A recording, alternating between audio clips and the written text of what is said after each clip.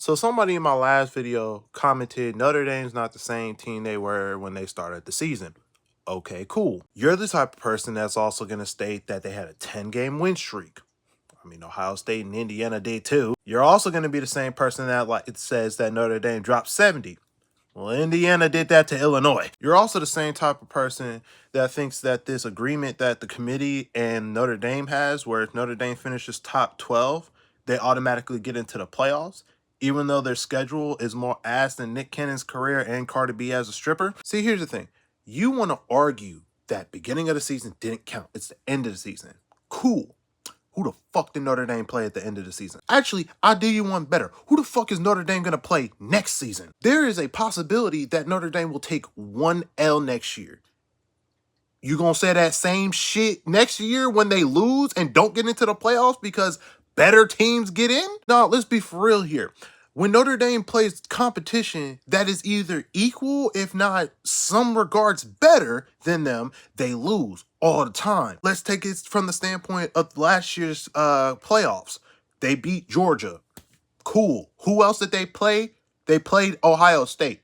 They lost to Ohio State.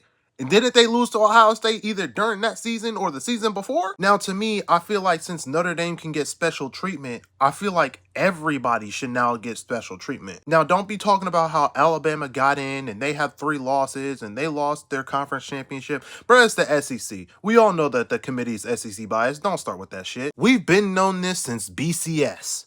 Don't even start. I find it funny how people want to dismiss so many things that actually need to be talked about. Now, here's the thing.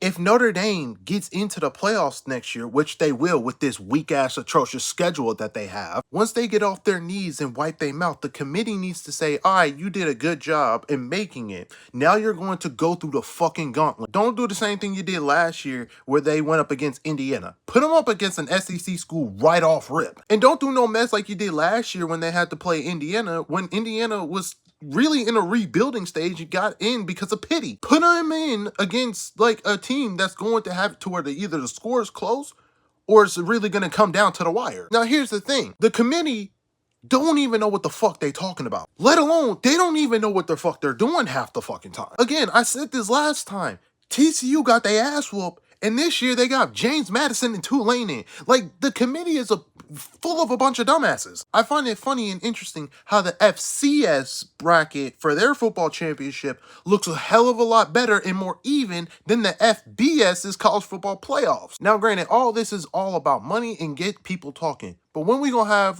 the real conversation and say, yo, let's call these niggas on their bullshit?